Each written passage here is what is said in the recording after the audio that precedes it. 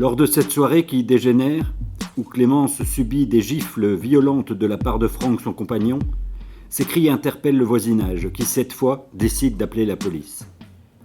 Clémence se sent gênée, honteuse.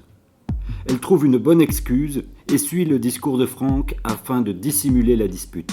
Lui la regarde du coin de l'œil. Lors de la première intervention qui concerne Clémence, on se rend bien compte que l'appel transite par les voisins qui contactent le service 100, donc le service des urgences de la police.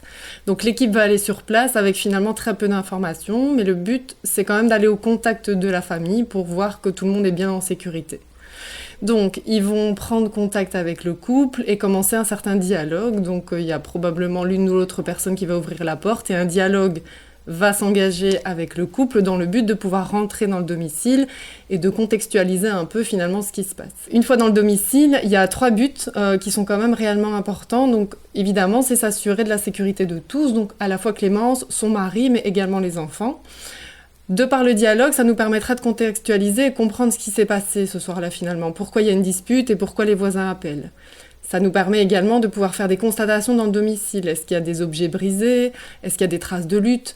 Est-ce que Clémence ou même son conjoint présente des traces de coups, des griffes?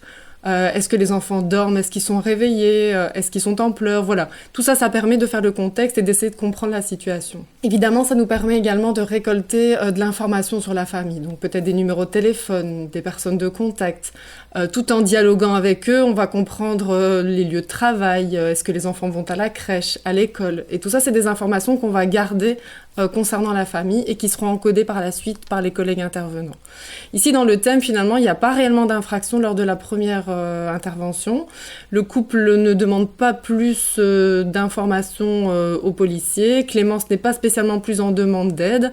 Donc les collègues vont quitter les lieux, vont remettre leurs coordonnées. Et une fois rentrés au commissariat, ils vont remplir ce qu'on appelle, nous, dans le jargon policier, une fiche intervention qui reprennent finalement toutes les informations, les coordonnées qu'on a pu récolter lors de cette intervention. Et malgré le fait qu'il n'y a pas d'infraction, il y a quand même toujours possibilité pour les policiers de rédiger un premier procès-verbal qu'on appelle de différend familial.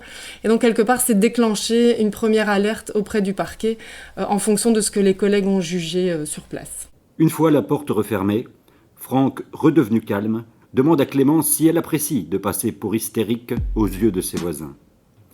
Quant à la police, elle pourrait très bien lui enlever la garde de Jade.